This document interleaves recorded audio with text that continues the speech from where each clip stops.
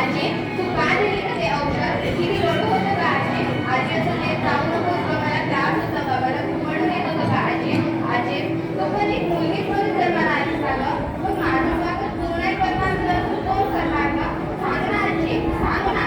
आई आई तू का घेतली का ते औषध किती रडू होतं का आई ते आई असं घेत जाऊ नकोस का मला त्रास होतो का मला म्हणून येत होतं का आई आई मला एकदा मला घालून तर पण तुझे रूप असेल माझ्या घरात एकदा मी मुलगी बहीण पत्नी तर कुणाची आई मग मला गर्भात बसवण्याची का तुला घाई सांग ना आई का तुला घाई आई मला समजते तुझे पोट पण मी मुळीच करायचे नाही ना गं घर चालल्या म्हणजे तुम्ही अजिबात त्रास देणार नाही मला नवीन कपडे नको गं मी ताईचे जुने कपडे वापरे शाळेत जाईन ताईचे जुने दप्तर वापरे ताईचे जुने खेळणे खेळले मी शिकून खूप मोठी होईल आणि माझ्या होण्याची तयारी करेन बाबांना जराही सुद्धा त्रास होऊ देणार नाही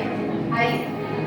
आता तू मला दवाखान्यात टाक उद्या तू दवाखान्यात गाडी काढायला मला सांगणार आहेस मी आता दुःख मानू की तूच एक क्षण माझं मोलाचं महत्त्व सांग आई सांग ना आई सांग ना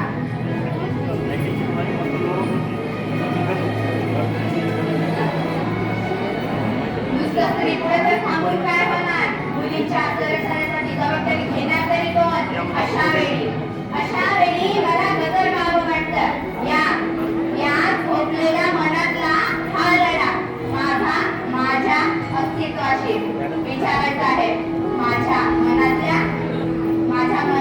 अस्तित्वाला आणि रेखपाला सुद्धा मी आजपर्यंत आपण म्हटलो त्यांना पण खरं समाधानी आहोत का नाही ना अगं आपली आत्मशक्ती हाच आपला अलंकार चला तर मोडून टाकू अन्यायचारी ते मनगटे काढून टाकू या अंगावरील अलंकार गुणवत्तेचा बंधाचा साथ आता लढायचं नाही तर आता लढायचं ऐक मुली तुला सांगते पिंजऱ्यात सदा पडून नकोस ऐक मुली तुला सांगते पिंजऱ्यात सदा पडून नकोस पेट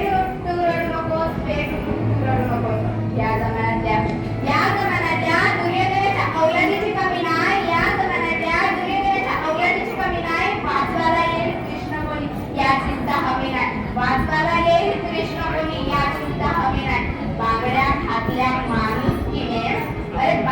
घातल्या माणुसकीने मदतीसाठी तू ओरडू नको ऐक मुली तुला सांगते पिंजऱ्यात सदा पडू नको पेटून उठू रडू नको